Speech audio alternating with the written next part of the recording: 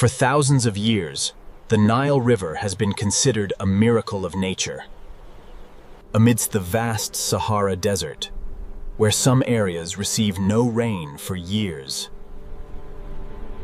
there exists a giant river, powerful enough to sustain an entire civilization.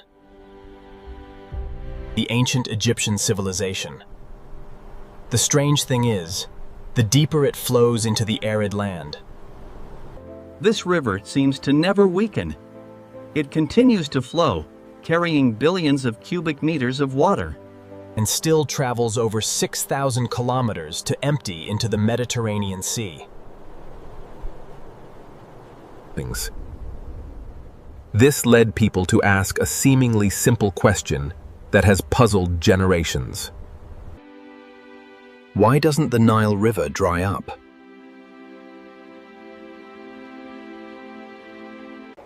For the ancient Egyptians, this river was a gift from the gods. The Greeks and Romans believed that somewhere in the heart of Africa, mysterious lands existed. Even for centuries, people thought a giant underground ocean was hidden beneath the hot sands of the Sahara, silently nourishing the entire river. Some other hypotheses were even stranger. Some believed that within the African continent, there were giant, unmapped bodies of water. Even some European scholars once thought that the river itself possessed strange properties. It could draw moisture from the surrounding hot, dry air to sustain itself. But the truth is much more surprising. The Nile River does not exist by a miracle. It is operated by the most complex and perfect natural systems on Earth. A giant machine has been operating continuously for millions of years. And the secret of that machine begins with two rivers. One brings stability, the other brings power. They are known as the White Nile and the Blue Nile. It is the combination of these two rivers that has enabled the Nile to do what almost no other river on this planet can. That is conquering the Sahara Desert.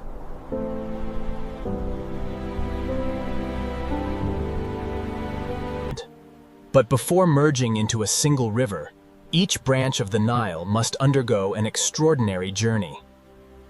And the biggest secret among them lies in the distant mountains of Ethiopia, where intense rains silently decide the fate of an entire civilization thousands of kilometers away. To understand why the Nile River can exist in the harsh Sahara Desert, we need to go back to where it all began. In fact, the Nile River we know today is not a single river. It is a combination of two large rivers with completely different characteristics. That is the White Nile and the Blue Nile.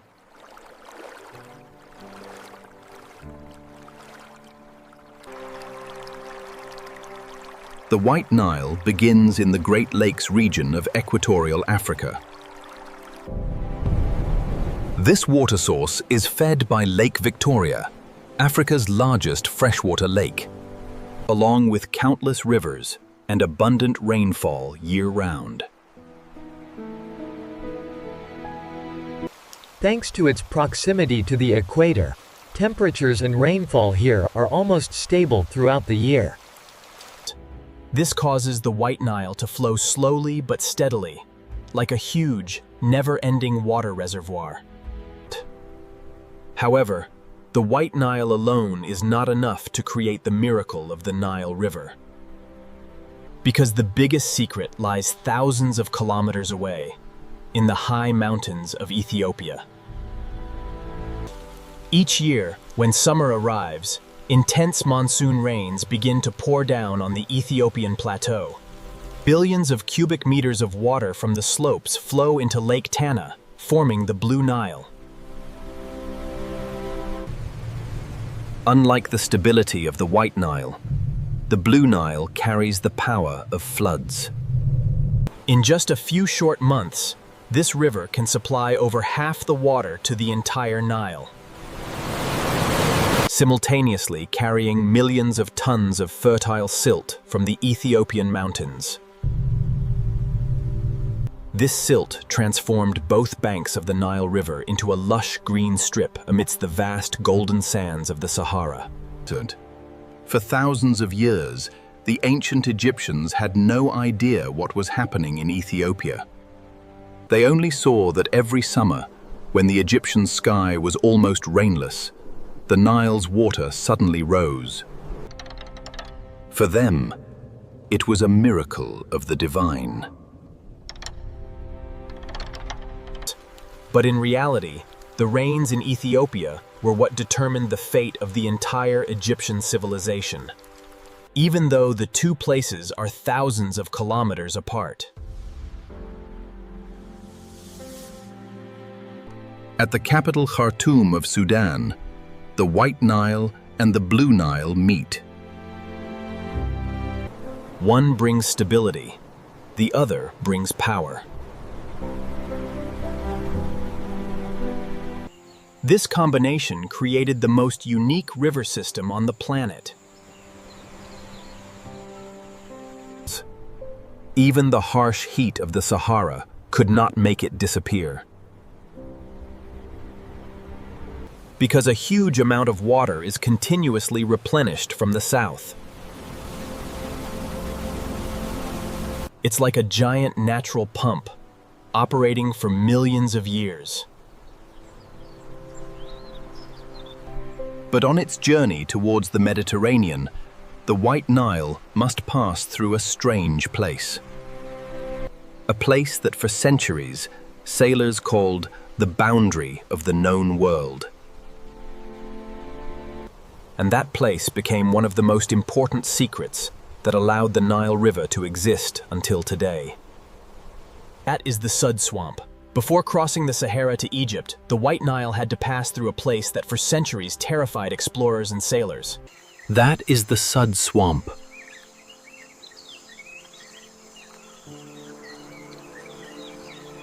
Located in modern-day South Sudan, the Sud is one of the largest freshwater wetlands in the world. But on its journey towards the Mediterranean, the White Nile must pass through a strange place. But the most frightening thing is not its size, but how it operates.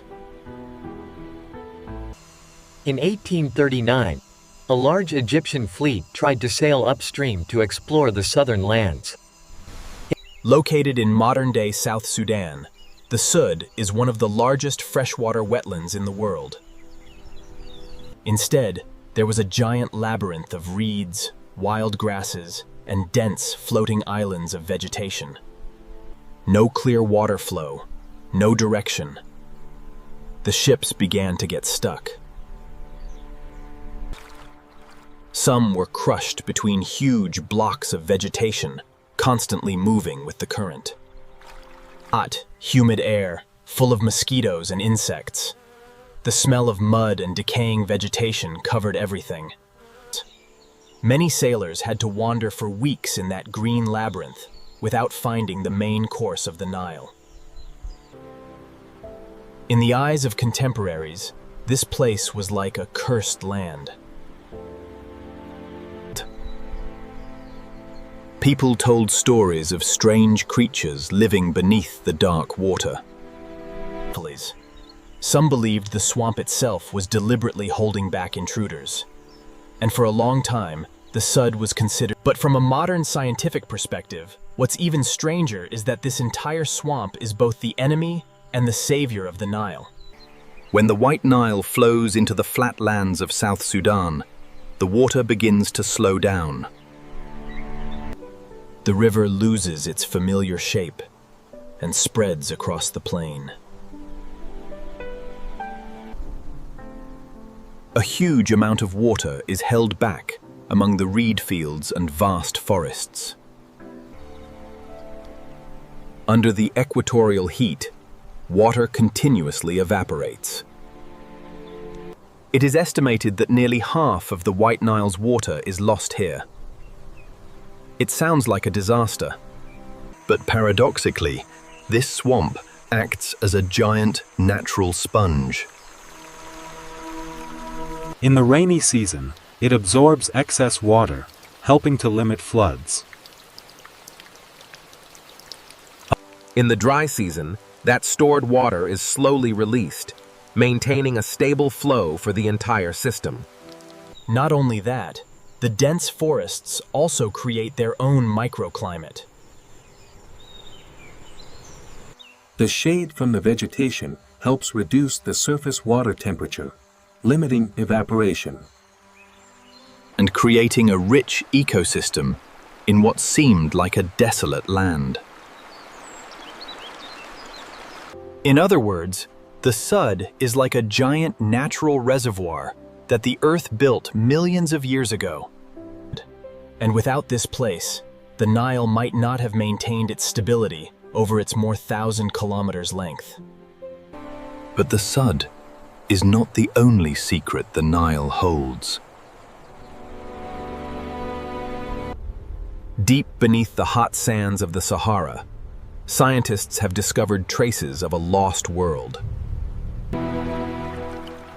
A world where North Africa was not a desert. Where giant rivers once existed, vast lakes and green grasslands stretched to the horizon. And the most astonishing thing is that the Nile was not the only river in the Sahara. Today, looking at a map of North Africa, it's hard to imagine that this land was once completely different. Before us is the Sahara, the hottest and largest desert on the planet. A vast sea of sand stretching over 9 million square kilometers. Many places receive no rain for years. But if we could turn back time about 10,000 years ago, the scene would make many disbelieve their eyes. At that time, most of the Sahara was not a desert. It was a vast grassland with trees and lakes. And countless wild animals.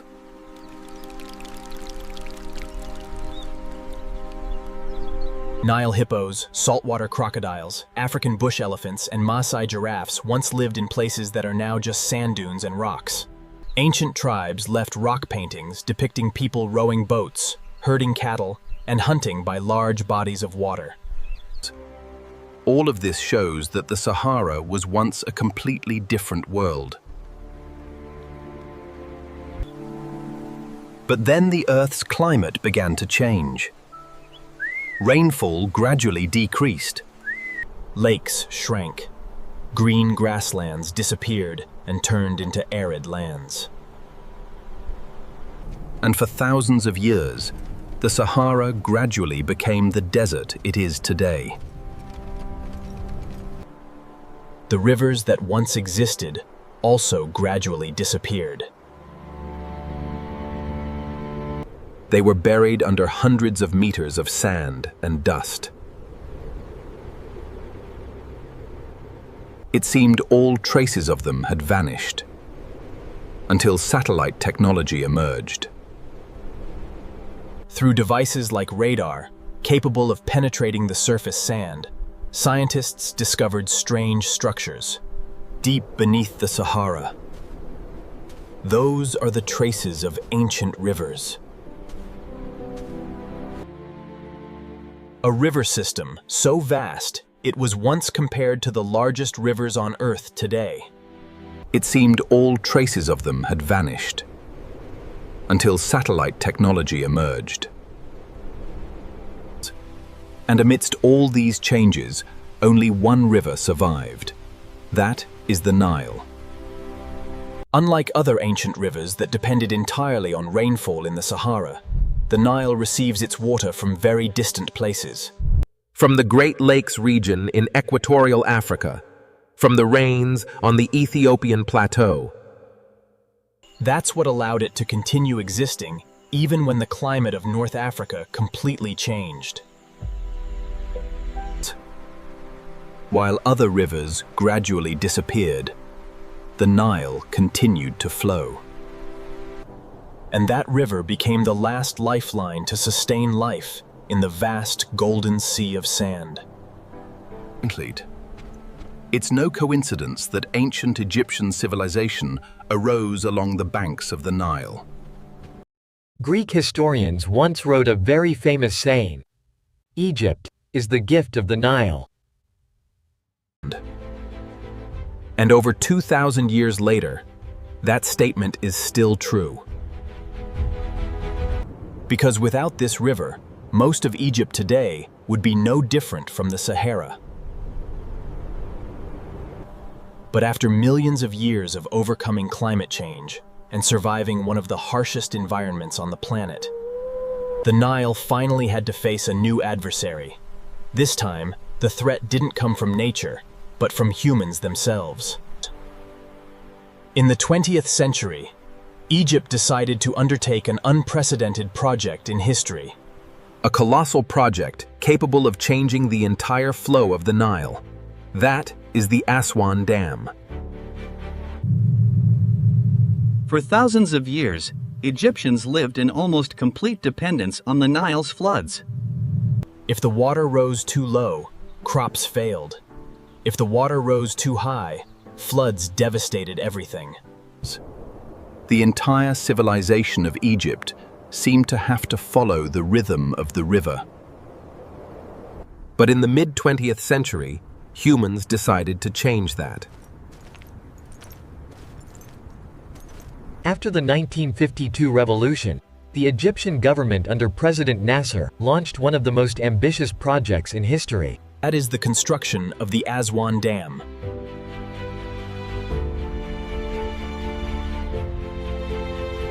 The objective of this project was clear: control floods, store water for the dry season, and provide electricity for the country's industrialization. Completed in 1970, the Aswan Dam created Lake Nasser, one of the largest artificial reservoirs in the world. For the first time in history, humans could control the rhythm of the Nile. For Egypt, this was a great victory. Irregular floods almost disappeared. Millions of hectares of agricultural land were irrigated year-round. Electricity from the Aswan Dam contributed to the nation's development. But the price to pay gradually emerged. For thousands of years, every flood of the Nile brought a huge amount of silt from the Ethiopian plateau. This silt created the famous fertility of the Egyptian land. But now, most of the silt is held back behind the Aswan Dam. Farmers are forced to rely more and more on chemical fertilizers. The Nile Delta also began to change. Previously, silt was continuously replenished, helping the delta resist erosion from the sea.